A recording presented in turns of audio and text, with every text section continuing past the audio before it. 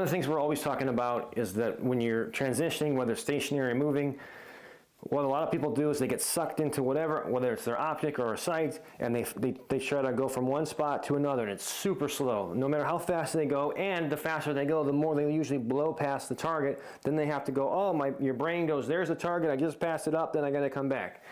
The way we would do this properly, and most importantly in real life, because we're taking in the entire scenario, all the information, especially if this is a self-defense scenario, is that a cell phone, is it a gun, is it a knife, et cetera, what's the threat, is there more than one?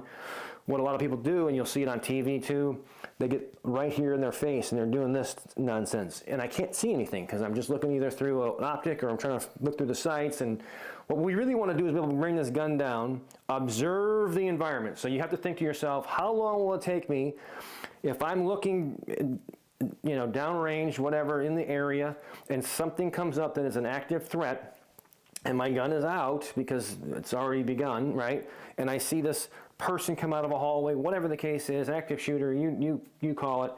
How long is it going to take me to go from here to here? Not very long. But this is a huge deal in being able to see my environment. Once we see the target, our vision's going to go to that. Immediately there, the gun's going to come to it, and I'm snapping the gun from this target to that target, and it's significantly faster, and it allows me to see the entire environment. What we're going to be looking at today is the laser ammo system, which has been an incredible tool.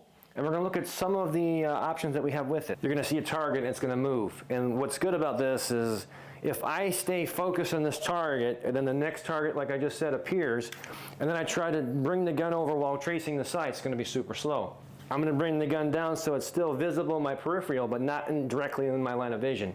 And I'm going to use my line of vision to see where the targets are, and then wherever they appear, we're going to bring the sights to it. Stand by. So the gun's down, I'm looking for the targets, scanning the area. There's my shot.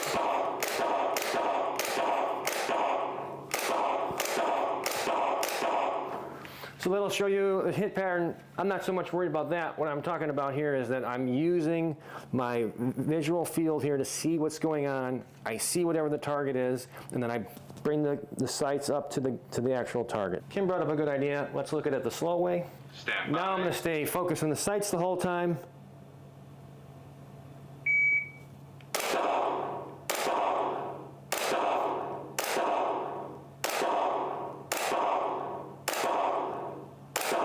Significantly slower overall time because, again, I'm just trying to trace where I'm going, and that's never going to be your fastest option.